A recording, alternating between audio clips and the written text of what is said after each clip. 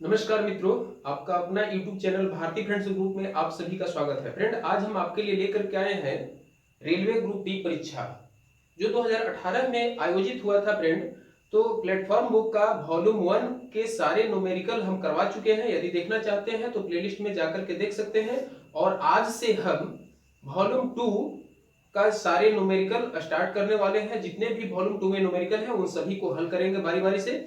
तो आज जो है वॉल्यूम 2 का पेज नंबर 5 में क्वेश्चन नंबर 4 दिया गया है। यदि आपके पास बुक है तो आप बुक में देख सकते हैं, और नहीं तो प्रश्न आपके सामने है, ध्यान से देखें और प्रश्न को हल करने की प्रयास करें। और चलते हैं हम प्रश्न की ओर। प्रश्न जो है, प्रश्न संख्या कितना 4 है, पेज नंबर कितना है 5 है। तो प्रश्न यहां कह रहा है फ्रेंड कि ऊर्ध्वाधर रूप से ऊपर की ओर फेंकी गई एक गेंद 12.5 सेकंड के बाद जमीन पर वापस आ जाती है। यानी किसी बॉल को जब हम उछालते हैं तो वह 12.5 सेकंड के बाद कहां, वो पृथ्वी पर आ जाती है। ठीक है, आगे कह रहा है जब यह ऊपर की ओर फेंकी गई थी तब इसका वेग कितना था। यानी प्रारंभ में जब बॉल को उछाला जा रहा था तो उस समय उसका वेग कितना था।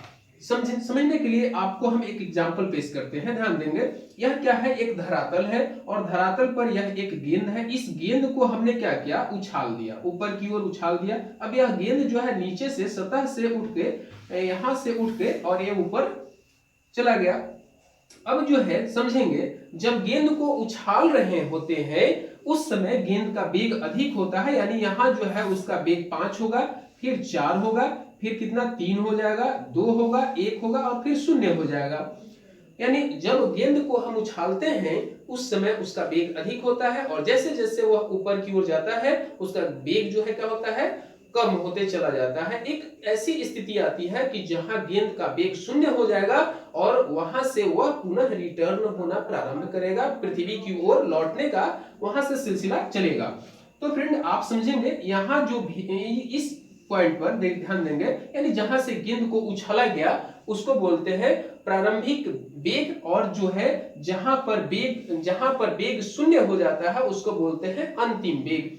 यानी यहां जो है ऐसा नहीं है कि कोई अंतिम वेग 0 ही होगा, यानी यहां के लिए हम इस बात को रख रहे हैं।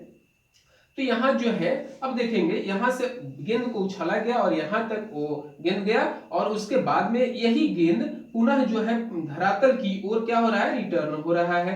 अब रिटर्न होने की स्थिति में क्या होगा, इसका वेग जो है पहले होगा 1, फिर 2, यहां जो है आप ध्यान देंगे यहां 0 था, 0 की स्थिति में, 0 की स्थिति से 1 में आएगा, फिर 2 गति प्राप्त करेगा, फिर 3, 4, फिर 5।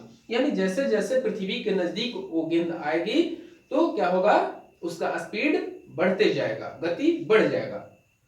तो फ्रेंड समझेंगे आप, यहां जो है एक साइकिल यानी एक जो है पूरा जो है प्रक्रिया को पूरा करने में कितना 12.5 सेकंड का समय लगता है। यानी गेंद को ऊपर उछाला गया और वो पुनः जो है अपने ही स्थान पर आया लौट करके, तो इस पूरी घटना में टाइम 12.5 सेकंड का लगा।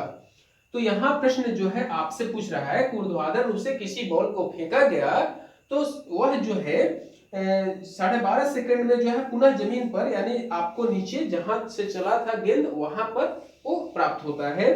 तो ऊपर फेंकते समय उस गेंद का गति क्या था, यानी प्रारंभिक वेग क्या था। तो समझेंगे यहां जो है यू, प्रारंभिक वेग किसको बोलते हैं, यू से सूचित किया जाता है, और अंतिम वेग को भी से सूचित करते हैं, और समय को टी से सूचित करते हैं। समय आपको प्रश्न से मिल गया कितना, 12.5 सेकेंड। ठीक है, 12.5 सेकंड का समय मिल गया। अब जो है अंतिम वेग भी आपको मिल गया कितना, 0।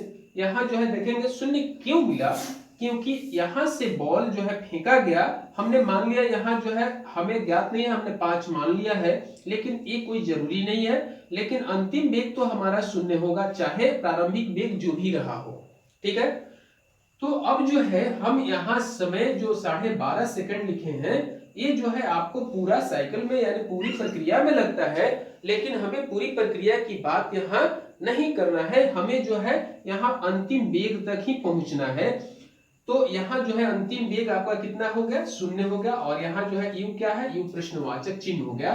तो अब जो है भी यानी अंतिम वेग बराबर क्या होगा, U माइनस जी इंटू टी बट्टा 2। यही इसका फॉर्मूला है फ्रेंड, इसी से आपको प्रश्न हल करना है, इसी पर आंसर प्राप्त हो जाएगा। अब समझेंगे v क्या है, अंतिम वेग है, तो अंतिम वेग कितना हो गया, 0 हो गया, बराबर। अब जो है यहाँ u हमें प्राप्त करना है, तो u को u ही रहने देंगे, और माइनस g जो है प्रश्न में दिया हुआ है, ध्यान से देखेंगे g का मान कितना है। ऐसे तो g का मान जो है, ग्रेविटी का मान जो है, छोटी g का मान होता है 9.8 मीटर प्रति सेकंड स्क्वायर, लेकिन यहाँ प्रश्न में आपको जो है 10 दे रखा है, तो यहाँ जो है आप रखेंगे 10 और जो है गुना कर देंगे कितना, t बटा 2 यानी 12.5 बटा 2। ठीक है, तो अब जो है समझेंगे फ्रेंड इस पॉइंट को थोड़ा सा, यहाँ u माइनस 10 गुने, अब यहाँ हम जो है 125 लिखेंगे और बट्टा में 2 और गुने 10 लिखेंगे। अब यहाँ 10 क्यों लिखे हम, क्योंकि यहाँ से दशमलव जब हटाए, इस पॉइंट से जब दशमलव हटाए तो 1 लिखेंगे नीचे, और दशमलव के बाद एक अंक था तो हमने एक 0 दे दिया। ठीक है, कोई दिक्कत नहीं है। अब यहाँ 10 से 10 आप काट लीजिए, और जो है आप यहाँ अब आगे लिख सकते हैं u यहाँ 0 बराबर u माइनस कितना हो जाएगा, यहाँ जो है 125 बटा 2 करेंगे तो हो जाएगा 162.5।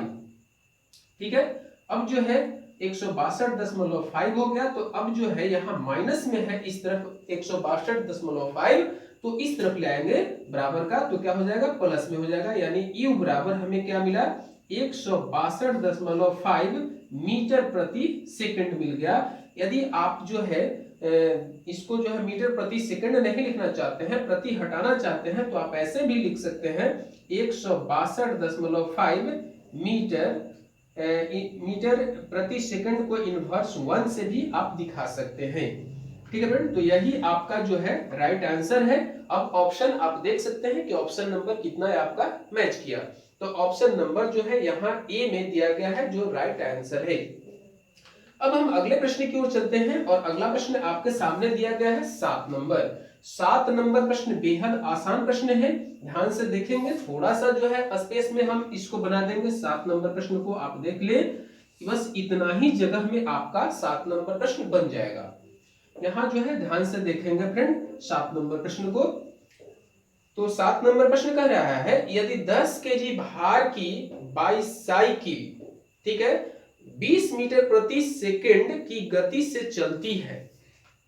ठीक है, आगे कह रहा है तो बाईसाइकिल की गतिज ऊर्जा है, किनेटिक एनर्जी, गतिज ऊर्जा बराबर क्या होता है, गतिज ऊर्जा बराबर होता है हाफ mv स्क्वायर, यही इसका फॉर्मूला है। तो अब जो है क्या करना होगा, यहाँ जो है आप लिखेंगे 1/2, ठीक है, और जो है m का मान कितना, m यानी मास द्रव्यमान जो है 10 केजी दिया गया है, तो गुने लिखेंगे 10, और फिर जो है v का जो है मान कितना दिया हुआ है 20 मीटर, तो यहाँ जो है 20 गुने 20 कर देंगे, क्योंकि यहाँ जो है v स्क्वायर है, वेग का स्क्वायर दिया गया है।